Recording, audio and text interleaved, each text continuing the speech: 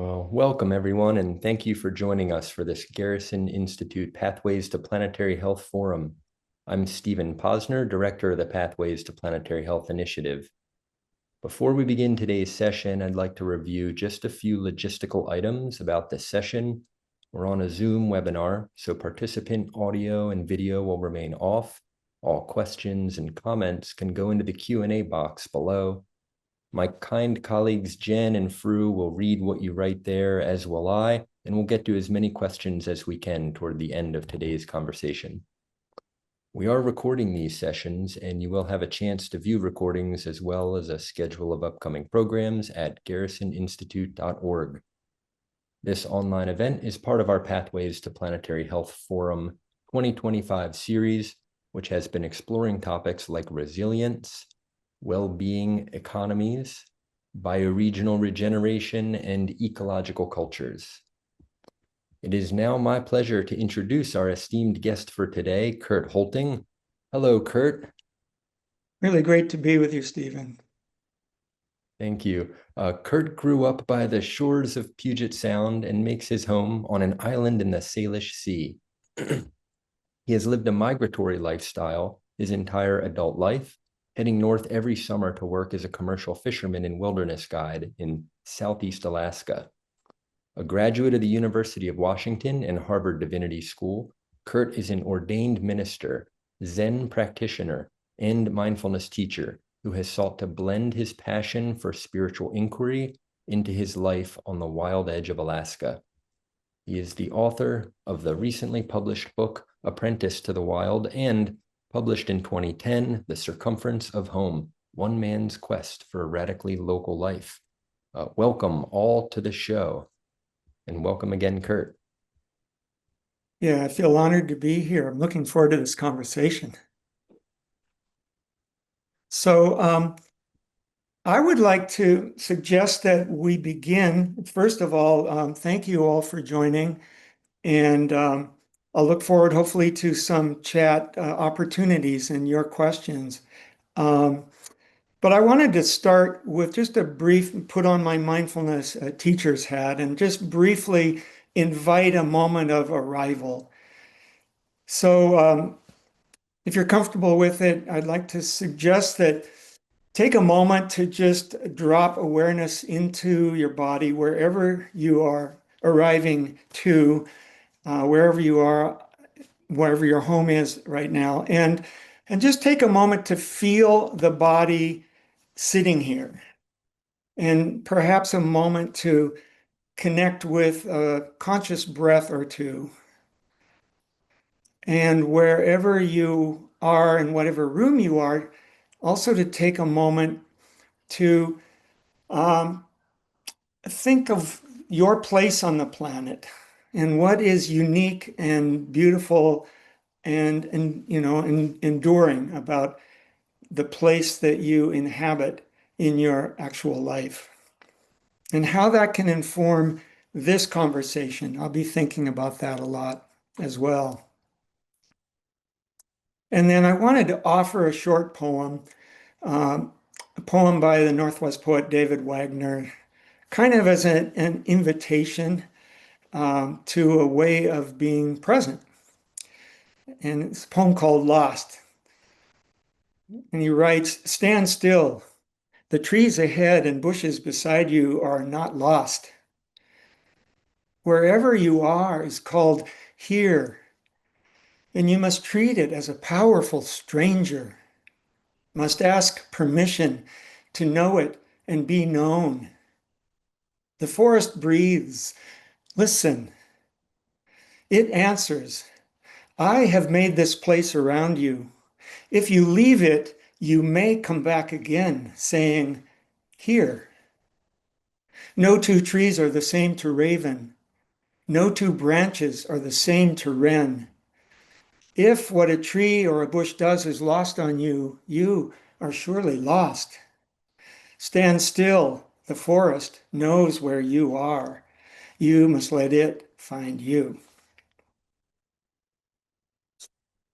So that invitation, which can be accepted in any moment to arrive where we are, and to allow ourselves to be sort of found by the place and the circumstances we find ourselves in. Um, it's a powerful little turning of awareness that I invite us all to experiment with and maybe explore during this hour. Thank you, Kurt. It's beautiful and one of my favorite poems. I love that piece about a powerful stranger and all the components of that poem. I'd love to ask you a bit about your new book and invite you to share a bit about it. Apprentice to the Wild is a powerful title. It's evocative and timely. Could you share what inspired this and what you hope readers will take away from this idea of apprenticing to the wild? Yeah. Well, I have been privileged my whole life to have pretty intimate and powerful encounters with what we think of as wild nature, the wilderness areas outside of us, especially in Alaska, but also in my native Pacific Northwest.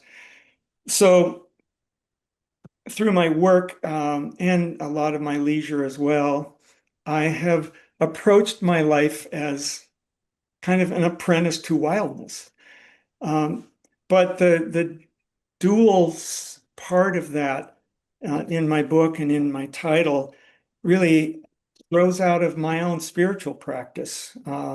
First of all, earlier as an ordained minister, and for the last 40 some years as a Zen practitioner, where there's equal parts inner and outer wildness that in my own sort of encounters with the wild, um, there's the outer part of that, which I find really alluring and frightening sometimes, but it's an essential part of who I am, who we are as humans, and then the more inward part, which could be seen as a product of spiritual practice or just an awareness of the phenomenal, mysterious sort of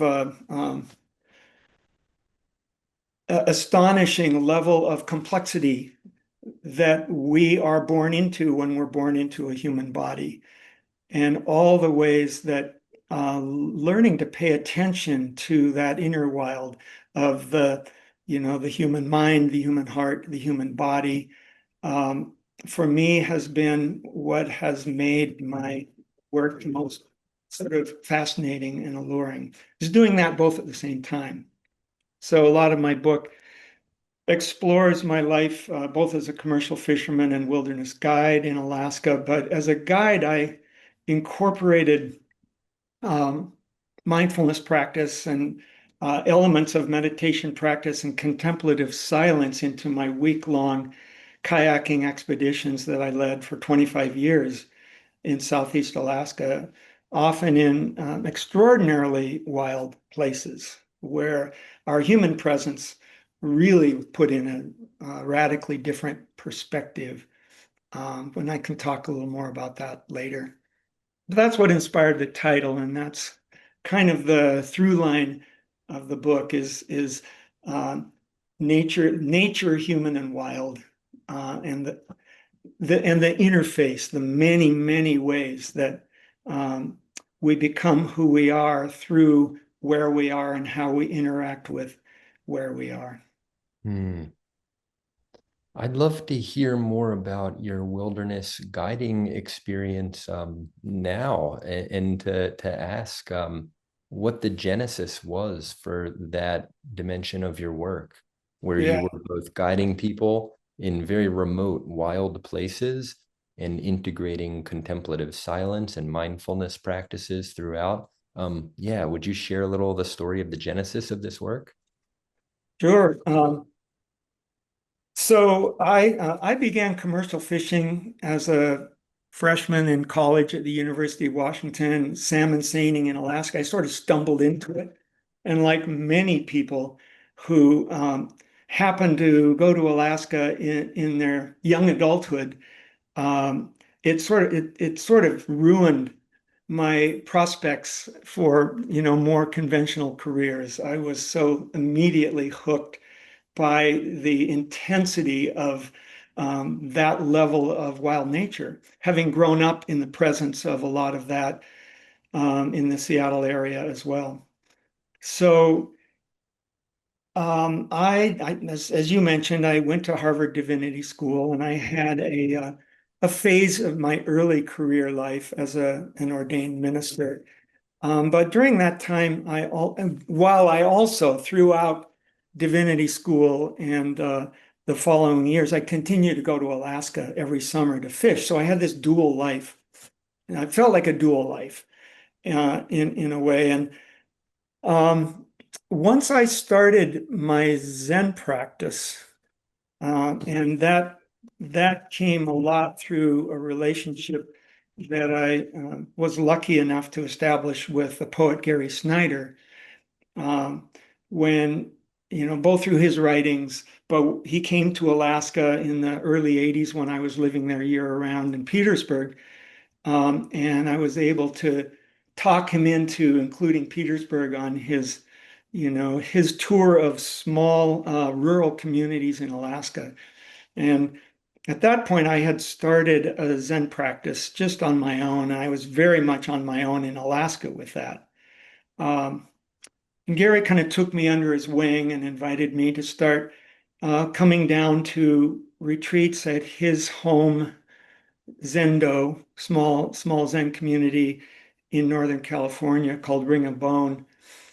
Um, and then it was through that sort of evolving engagement with Zen training that I brought that in. I certainly brought that in informal ways to my work as a commercial fisherman and climber and all of that. But then I got the idea in like 1994. It sort of occurred to me maybe the way I can resolve this bifurcated life, between Alaska and the lower 48 by bringing my Zen practice into leading kayaking retreats in Alaska.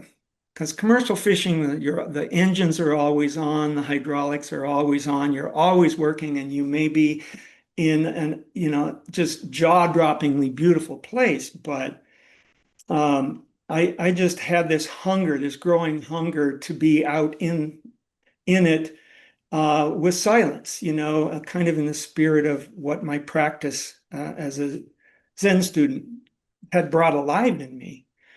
So I combined those two when I founded Inside Passages. That's what I called my kayaking outfitter guide business. And I just tried it. I thought, well, why not? And, it small groups of 8 to 10 people per trip for a week where we would, um, hire float planes to drop us in various wilderness areas, particularly the Tebben Bay Wilderness, and spend a week out there.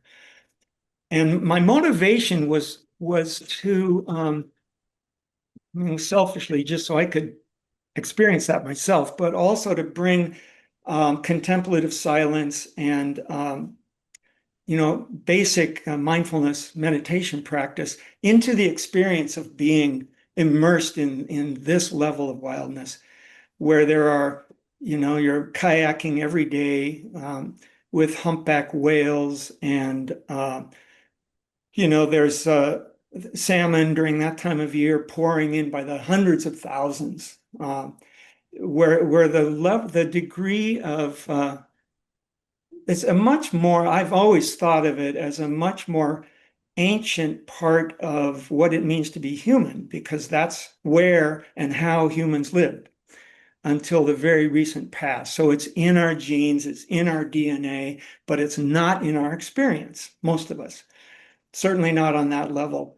So the combination of just being in a place that's that wild for a week, exploring it by kayak, holding silence together in various ways, It's been said that we will not work to save that which we do not love. And I think my deeper goal was to sort of catalyze a love, a sense of visceral connection with our own wild nature, through which, we can prioritize in different ways and value the nature around us and the combination of the two. So, It's wonderful to hear that. I'd love to pick up on the thread of how much of your life has been devoted to teaching mindfulness, not just as a practice, but as something rooted in particular places, yeah, in yeah, direct relationship with the natural world in which we reside. And yeah, in your wonderful brief guided meditation earlier really helped me tune in to the place where I am. Um, yeah, in your view, how is the place a teacher? How is nature herself a teacher? yeah. I mean, that's such a beautiful question and an important one, more all the time. I talk a few times in my book about, that I'm a citizen of Salmon Nation. And, you know, um, for me, and it's part of a kind of practice of referencing deep time also, that I think naturally grows out of having a meditation practice, but um,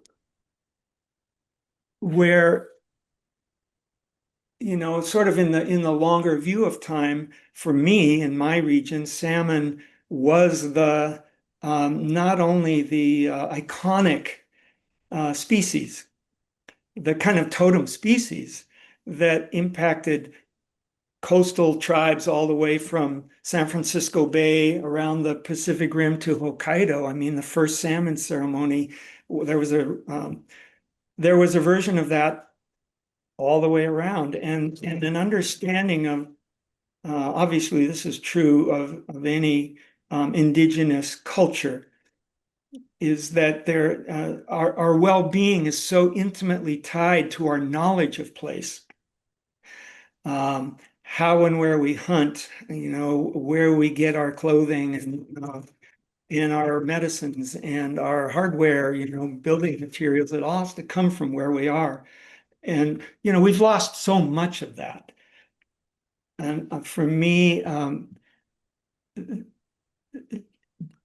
practice of place has been core to my own growing up experience, and then I made it a core part of my work as well. Um, and I think that my book, Apprentice to the Wild, is really, among other things, it's an attempt that I'm, first of all, it's a letter to my grandchildren. That's kind of how it started. I didn't have any thought of finding a publisher. I was just going to collect some of my writings and self-publish it so my grandchildren would have that. Um, but the you know the way in which place has defined us in the past, not only sort of been an interesting backdrop to where we live, but it's been our source of sustenance in really every conceivable way, that I wanted to explore that for myself, and at least have that notion that who we are is related to where we are, and the degree to which we are cognizant of our dependence upon the places that we reside, and find joy within, through our specific knowledge of it. So that's what I wanted to sort of give voice to that possibility that is kind of receding, maybe becoming an endangered experience, in the digital era, and certainly with AI, but that some part of us, will benefit from keeping those channels, keeping alive the channels of uh, direct experience of place, what we call analog experience, which is kind of a not a very evocative term, but the analog part of what it is to be human, and not just the digital part that is sort of mediating now so much more of our life away from direct experience of where we are and why it matters even to live in a particular place. This is such an important topic. For those of us living in this fast-paced modern world, what are some of the tangible ways we can apply these practices and insights to our daily lives? It feels very timely. Yeah. Yeah, and of course, what I was doing in Alaska is not available to everyone, wouldn't be chosen by everyone.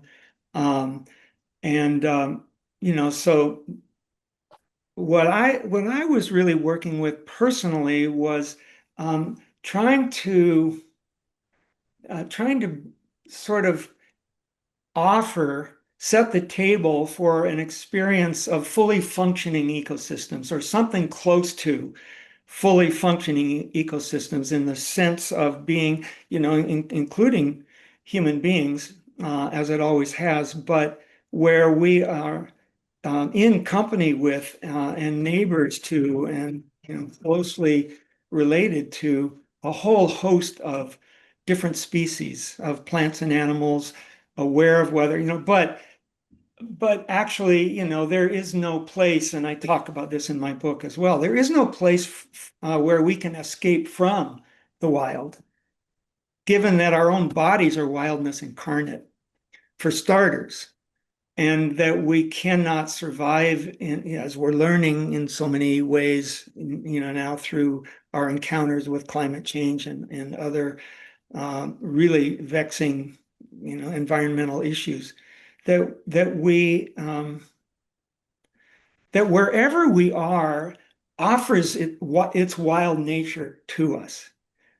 And it's a matter of knowing how to look and starting with feeling it in our own bodies and sort of, grounding ourselves in an awareness that the human mind is wild nature, to the max, and that the functioning of the body at every level, from the cellular to, um, the psychological and cognitive, is a manifestation of wild nature. And no part of it isn't, in my view, in the way I understand things. So that awareness naturally inclines one, I think, to notice in small ways, notice the wildness of a conversation that we're having with another human being, for example. Um, and and noticing the wildness of weeds springing through cracks in the sidewalk, if that's what our home is, and no, sort of being aware, kind of in the long view, the long wave view of time, that how things are now was very different before, and it will be very different. It's always, the wildness is always reasserting itself in certain ways. That we can assist that process, and we can also gain a lot more pleasure and gratitude and joy in wherever we may be by doing that. Um, I have a chapter in my book where I talk about, my own journey back to the human wild so Jon Kabat-Zinn, some may know Jon Kabat-Zinn, the founder of basically the secular, one could say the secular versions of mindfulness practice that are showing up everywhere now. Jon came on one of my trips in 2000 as a participant. And when his own father had died, and he was looking for a way to grieve where he could get away from the fire hose of his own celebrity, I guess you would say. And I was lucky enough to be able to provide that for him. And then He came up a few years later and co-led a trip with me for environmental leaders on one of my trips. And subsequently, I trained with John as a mindfulness-based stress reduction teacher, and ultimately ended up teaching MBSR, mindfulness-based stress reduction, for 10 years, basically in the basement of the VA hospital in Seattle to veterans. And there is no question in my mind that was a wilderness area, a different kind of wilderness to be encountering people and sharing these tools with people who had suffered a lot for the most part and were living in circumstances that were a kind of wilderness area for me that I had to learn how to navigate in a different way. So that human wild, the notion of that is very literal to me when I think about it. Hmm. Yeah, and when you were speaking about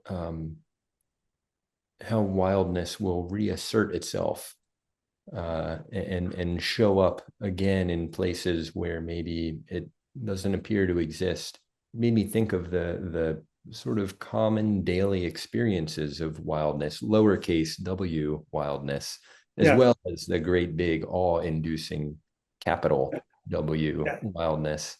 And I was sharing with you and countless other family and friends this experience just yesterday where we don't live in a extremely remote or untouched place.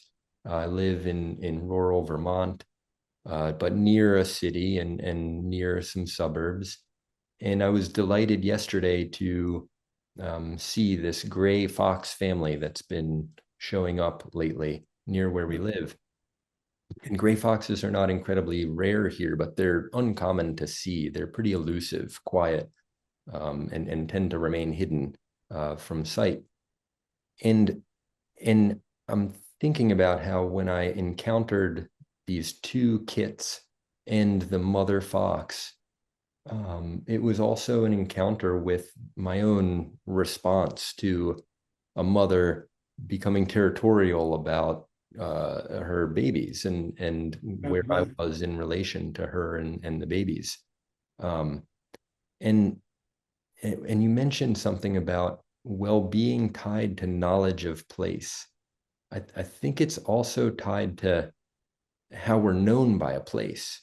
And Yeah, and I really focused in that moment of encountering these foxes on conveying respect and conveying like you belong here, I belong here, like we're here. I'm slowly moving away. No need to give chase. Respect and respect being like to look again, respect. I like that yeah. word because it Uh-huh. my attention to seeing again, like looking again, and uh, it was an encounter with the wild in this place, which is not remote and untouched, but was Yeah, a beautiful example of what you've been describing. yeah, yeah, And can you say a little bit about how this apprenticing to the wild is also like an orientation to the world and an orientation to life? yes, yeah. Um, yeah, I mean, I love that the metaphor of apprenticing to life and you know apprenticing to what is always bigger than we can know or control.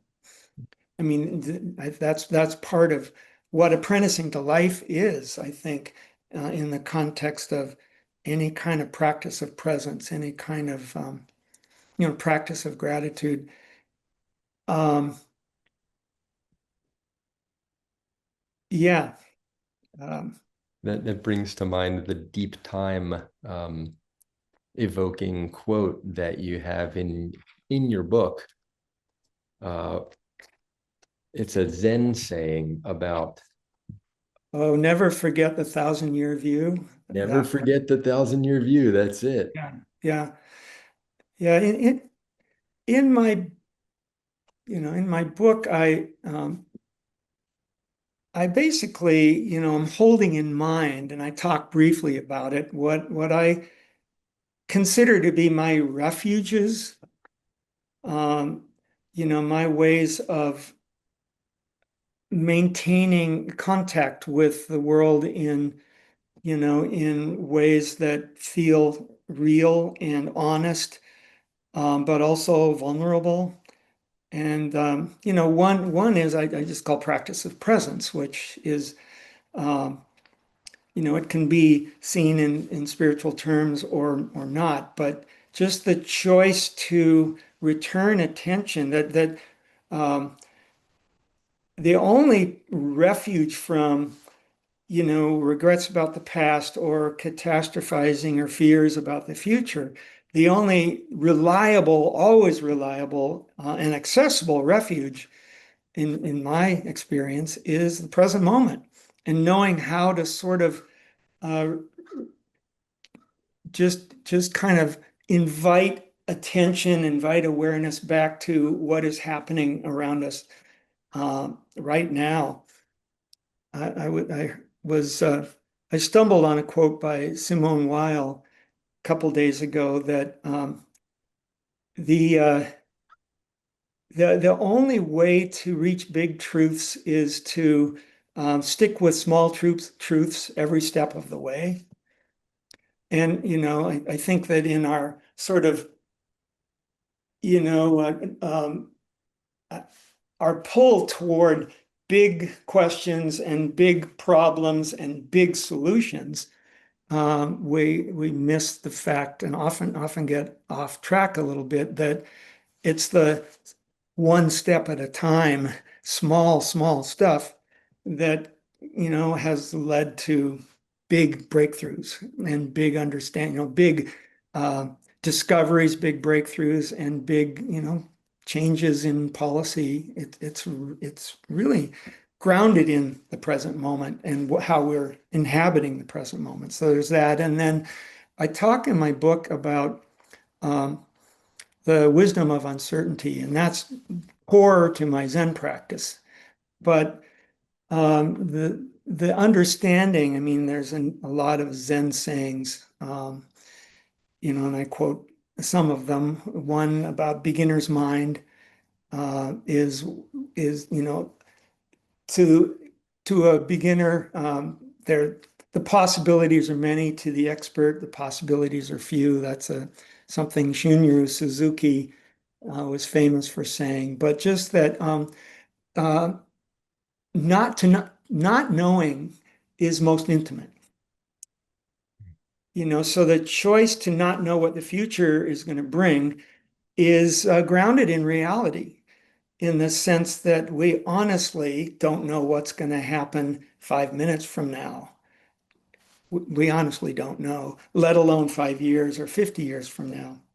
So this constant projection into the future and how it's going to be based on the trend lines and based on our fears um, and the kind of 24-hour news cycle that's constantly harping on disasters, the worst disasters, that's not helping. That doesn't help us actually take the next step in our own lives that can result in something fruitful and something healing happening. So that that notion that uncertainty is our friend um, is powerful. It's really the easiest way to gain some freedom from fear is to acknowledge that we don't control the future, we can't know it, and therefore um, we can be open to surprise and we can be open to, insight, and we can be open to connection, and we can be open to gratitude, and we can be open to joy. And, and it doesn't mean that we aren't afraid some of the time or that we don't get caught over and over in the fear, but, the capacity to return um, to the practice of uncertainty and practice of presence is actually a very powerful set of practices for, keeping us grounded and at our best. Yeah, a friend once described the uncertainty of the future um, as, in a way, we walk backwards into the future. We can't see where exactly we're going. We can look where we've been and see the past and remember the path that is before us but behind us. And that comfort with uncertainty and with walking backwards, I mean, it can be scary, but what's the difference between fear and despair? And what does it mean for despair to be optional? Yeah. Yeah. What does it mean for despair to be optional? I mean, just the very, and I It's do have quoted that in the book. sentence. I do have that sentence in my conclusion, maybe the shortest sentence in the book, despair is optional. And that is very counterintuitive. If our primary frame of reference is the 24-hour news cycle and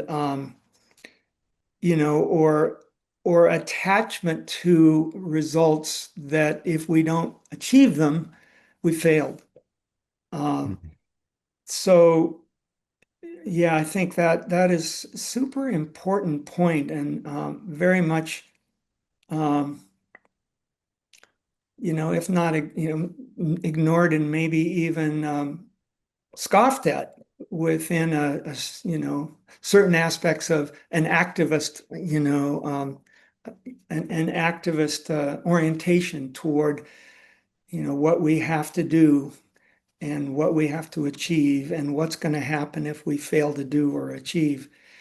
That to somehow dial that voice down is not to disengage with reality, but maybe to engage fruitfully, more fruitfully, and with more uh, opportunity for the arising of joy. And in that sense, I think it's true that um, despair, however alluring and magnetic it can be in these times, um, it's not mandatory. And there's ways that we can work with it that keep our eyes on something more intimate, more intimately valuable in our emerging life moment. Yeah, it's beautifully put.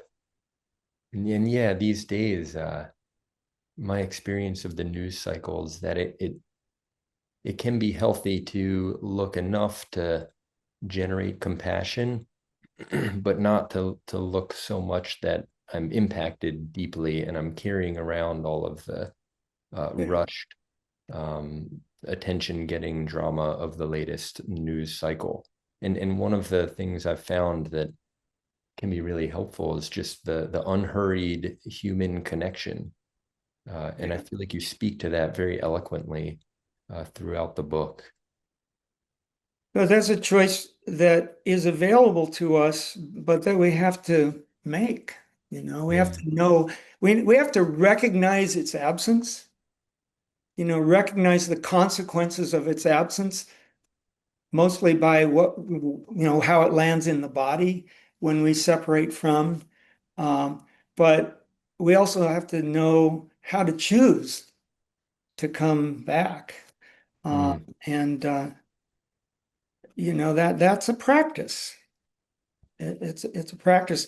If it's okay, I wanted to read my book epigraph, a quote by Yes. Wendell Berry, and this is something that I stuck in there at the very end, just before the book was going to go to publication, because it so encapsulates this quote, little poem by Wendell Berry, what I'm talking about here, the practice of uncertainty. Why would that be a fruitful practice?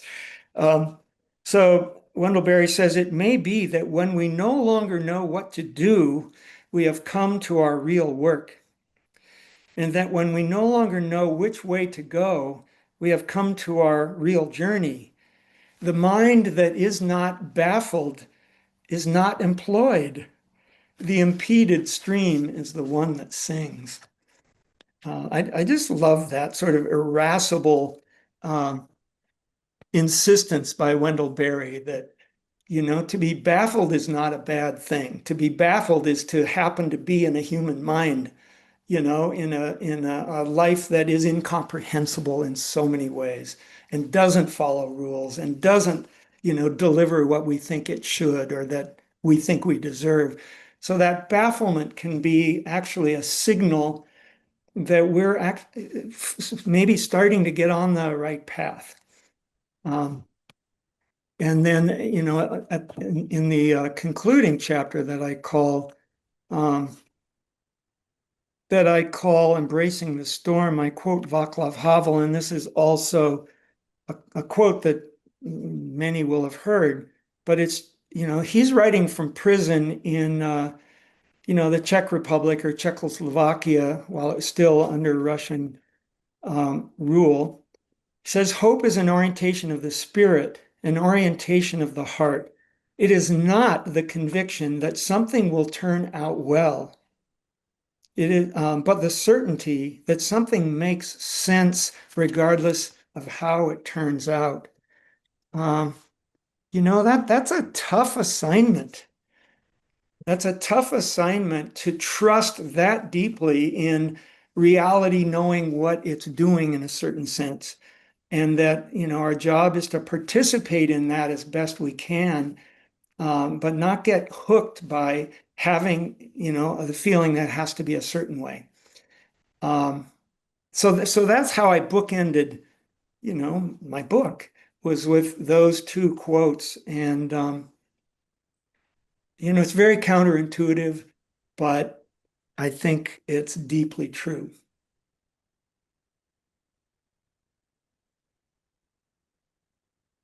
If I may share from in between the bookends a quote that I feel like is very resonant in many ways with what a lot of us are sitting with these days, and it ties back to something you said earlier about a letter to your grandchildren Mm. as a motivating force for writing this book. And then we'll have time also for some of the questions that are coming in from participants today. And just a reminder to please put your questions into the Q&A box down below. So you wrote in the book here, what if becoming an elder is not the end, but the beginning? What would it look like to shift the formula away from striving and achieving and toward simply giving ourselves away? How have these sorts of questions shaped your own experience of eldership, your own orientation to eldership as a presence? Yeah. Well, that one, that train has arrived for me. And in terms of living into my own elderhood. And when I stopped leading my trips in Alaska when I was 71, this is like 4 years ago, I'm 75 now. And in sort of crossing that initial threshold beyond the work that I've been doing for so long, in a conversation with a good friend who's in that same situation, um, I found myself asking, what if the best is yet to come? That's sort of flipping the conventional ways of thinking, in this case about aging, flipping that over.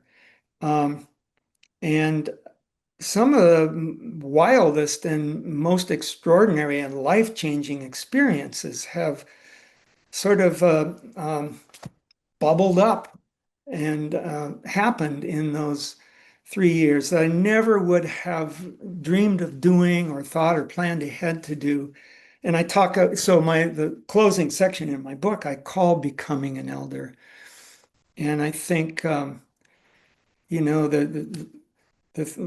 last three chapters, one is doing a walking pilgrimage through southern rural Mexico, where with a couple of younger friends where they were on their way from the U.S. border to Panama on foot with no plan of where. And I joined them just for a couple of weeks, walked a couple hundred miles with them, where we were way off the grid. And people were telling us, don't go this way, it's too dangerous, pretty routinely.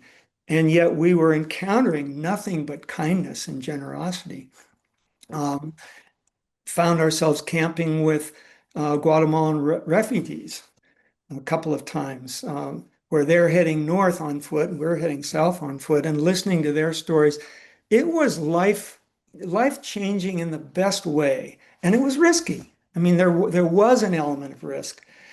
Um, and then subsequent to that, when I got home, the day I got home from Mexico, Russia invaded Ukraine, and a couple months after that, when it became clear this wasn't going to go away, I made the choice to go to Poland for 5 or 6 weeks and just volunteer with refugees, and stayed with a Zen friend, Zen student in Poland, and who helped. And it was, again, it was um, that experience of having no idea what each day was going to bring or how I could even help, and yet showing up the best I could in a place where there was that much suffering, brought me alive in ways I didn't expect, couldn't have predicted. And then subsequently, that friend, Simon Obruchowski, invited me the next summer, which was the summer of 2023, to go with him to Kiev to lead a week-long Zen peace vigil.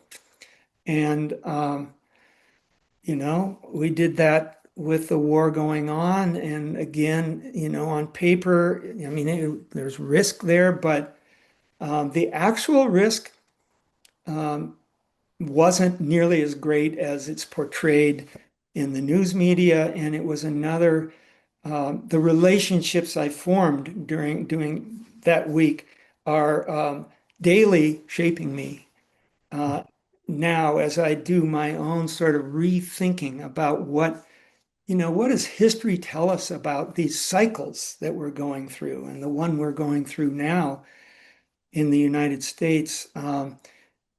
You know, uh, th th that there are cycles, and there's destruction that is always going on, and regeneration that's always going on, and somehow, in a kind of paradoxical way, placing myself in those three situations brought me alive and gave me a sense of hope that had been sort of tarnished and fading in my life, my fairly comfortable life in the United States. So becoming an elder, I think it's a really amazing opportunity to be becoming an elder in these turbulent times. Because what do we have to lose? As an elder, what do I have to lose by putting myself out there in ways I might not have thought to do, when I was younger, or when I was, um, in the trenches of parenting and jobs and all of that. That there's this incredible creative potential in this moment that being an elder has access to, or could, or in some cases anyway, in my case. That's a really rich question. We don't tend to honor elders. We pity elders in this culture that worships youth, and that's not helping us. And that's a lost opportunity. So that's I think where I ended my book on, was with that question. Thank you. I so appreciate and admire these examples and all you're bringing to this conversation today, Kurt. Thank you. I'd like to turn towards the Q&A from all of our participants for the remainder of our time here together. There's a question here from Donald about the most educational experiences for your clients when you were out with them. So what encounters in the wilderness were most educational for your clients? The weather, the animals, etc., other Yeah, dimensions? yeah. Well, all of that. I think the one that really uh, always stuck out was being in the presence of a lot of humpback whales, who migrate from the Hawaiian Islands to this region of Southeast Alaska, Lower Chatham Strait, and spend the summer months feeding. And our campsites were in places where the humpback whales would be coming right along the kelp beds, feeding and moving around, and you could hear their massive exhalations, kind of like cannon shots, just rumbling across the water, and sometimes right next to you, and sometimes right next to you in the kayak. Those were life-changing.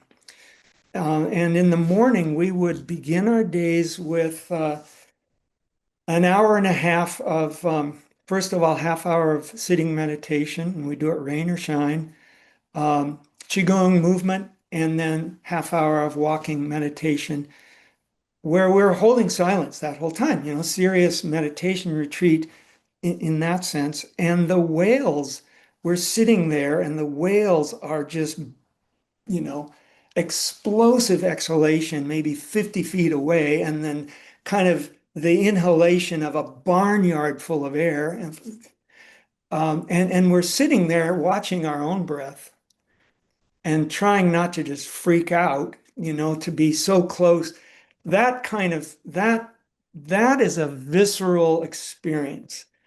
Not only being close to it, it's not like being on a tour boat, where you're running around chasing the whales and isn't that nice. It's like you're sitting there after days of natural silence and days of practice. And that is going on, and you can hear the leaping salmon that just constantly, the splash of the different species of salmon moving by, moving in. And there's just this profound sense of how much bigger the life force is than what we think it is, or have direct access to, direct experience of. So those kinds of things, rather than anything I might say, or, it's just letting a place like that work on you and making yourself available in a particular kind of deeply listening way that is really transformative. Thanks for that question, Donald. There's a couple other questions. I'd love to ask both of them. This one from Steve. Thank you, Kurt. How has your view on taking action in the world changed as your practice has matured over decades? Zen can be a sort of fierce compassion cutting through illusion. Would love to hear more thoughts on urgency and response in Yeah. the world. Yeah, yeah. Well, that's such a huge and important and sort of inescapable question right now. How has it evolved? I think my station in life, partly I see a longer view just within my own lifetime, and I tend to take a longer view. Um, I value, I've always felt that it's a false dichotomy and a false kind of friction between the activist impulse, that's so strong in American culture, and the contemplative orientation toward life, which is often dismissed by, you know, um, activist agendas because there is such an urgency. Um, and all I can say is that it isn't one or the other, and it's hard to know which, they surface in different ways at different times. So, I've been in recent protests, and I'm very concerned about where we are politically. Um, and I'm looking for ways that I can be engaged and be with other people doing work, but how we show up is, I think, way more important than is often understood or thought.